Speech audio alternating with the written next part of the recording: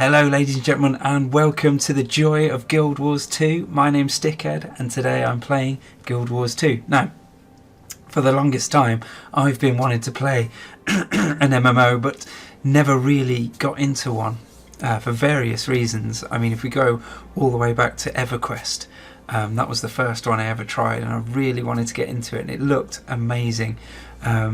But back then my computer really wasn't up to it, my dodgy dial-up connection wasn't up to it, and the constant disconnection issues that I was having totally spoiled the fun. But those little glimpses I had of that kind of collaborative, social, massively multiplayer gameplay really made me want to play an MMO, and it's taken me the longest time to get around to it. For a little turn of the millennium, little time there, I was playing Phantasy Star Online, if you can call that an MMO.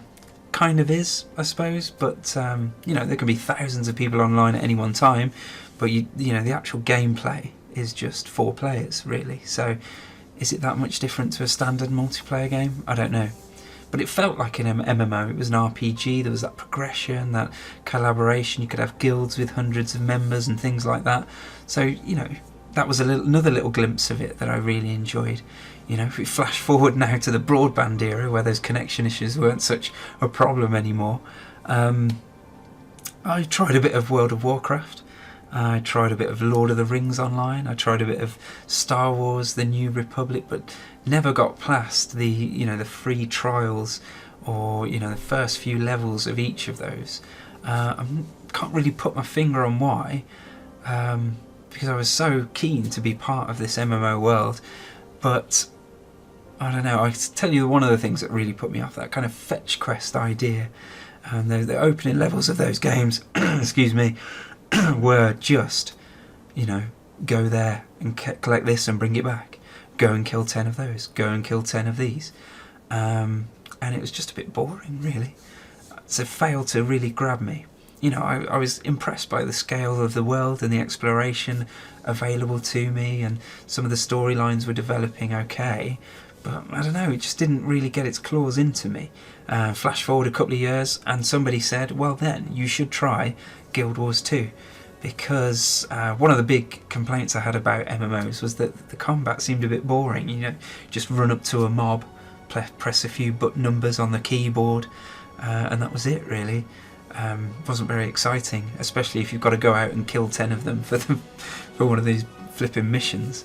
So somebody said try Guild Wars 2 because sorry, I'm frogging my throat today. That got it. Try Guild Wars 2 because the combat and that is more fluid, it's more dynamic, you need more movement, you need to dodge out the way of attacks a lot more, and where you're positioning yourself in the battle is really vitally important. And there's less of those kind of fetch quests and more dynamic events and more exploration and things like that. So yeah, I gave it a go and I was hooked. And I've managed to get my first character up to level 80, so he's got no kegs on, by the way. That was so I could film the introduction to the video. I thought a nice little bit of a naked dance would suit him quite well.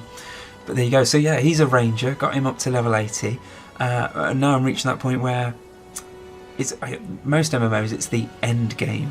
Guild Wars 2 is a little bit different in that there isn't really much end game because you have access to most of the game from the beginning.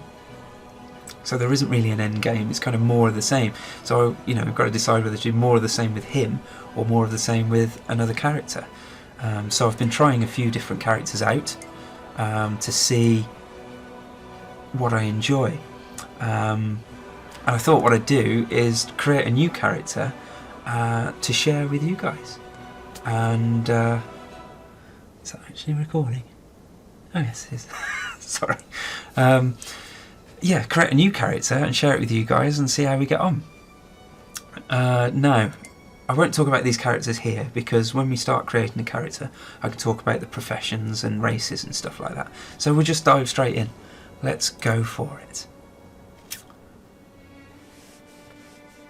Let's go for it. Oh, here we go. Okay, so first of all, we've got to select the race that we want.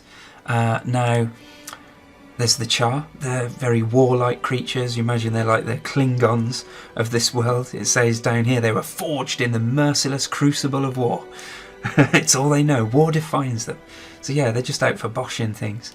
That kind of suits a warrior, really, doesn't it? That kind of thing. And I have got a Char warrior, so I'm not going to pick Char today. Humans, typically middle of the road in MMOs and RPGs, and no different here, really. What's cool about humans is that in a lot of fantasy worlds that I've read and played, humans are often on the rise. Especially, I think of Tolkien. The elves are on the way out. There's very few dwarves yet, and humans are on the rise to take over Middle Earth. And they do at the end. Oh, spoiler alert. But in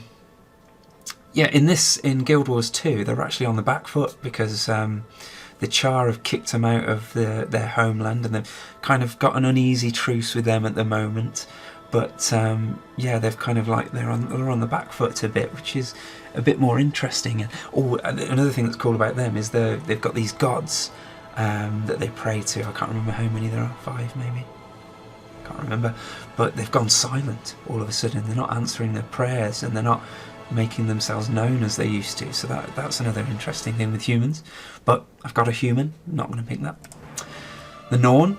Now they're human-like, very human in fact, but they're massive, and they live in icy wastes, they're like the survivalists, I suppose. So they're all about kind of steadfastness and endurance.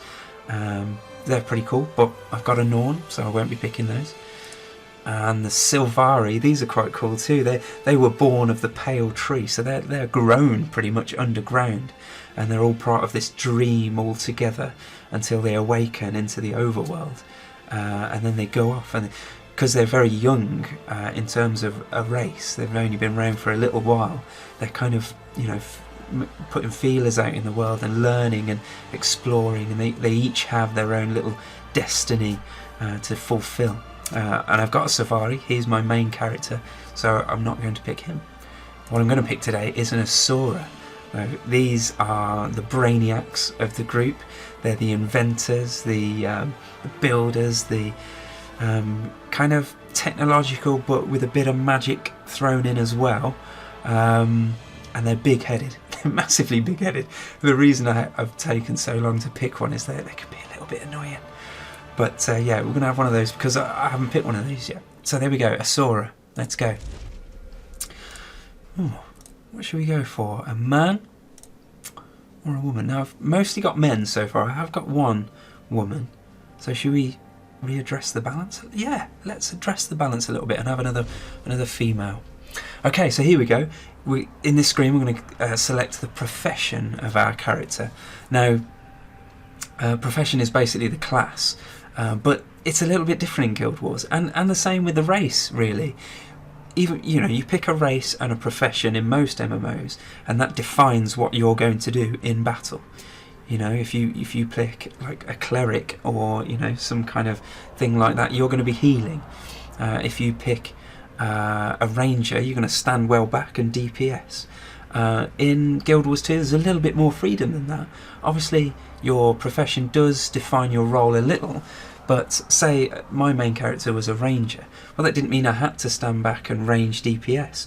I could still equip a great sword or a sword and get in there and melee, or I could hold back and use support skills.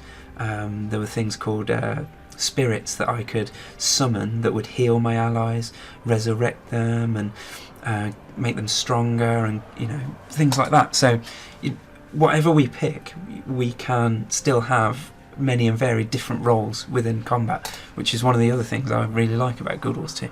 So let's have a look, shall we? What have we got? We could be an elementalist. Now, an elementalist obviously is the mage of Guild Wars 2, casting spells using scepters and staffs and things like that. But also in Guild Wars 2 there's something called attunement, and there are 4 elements, and depending which element you're attuned to dictates what kind of things you can do. So if you're attuned to fire,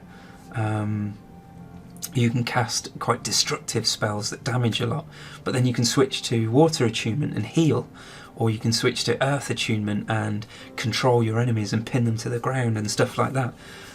So that's pretty cool, and you can change between those at will in the middle of a battle, which is very cool.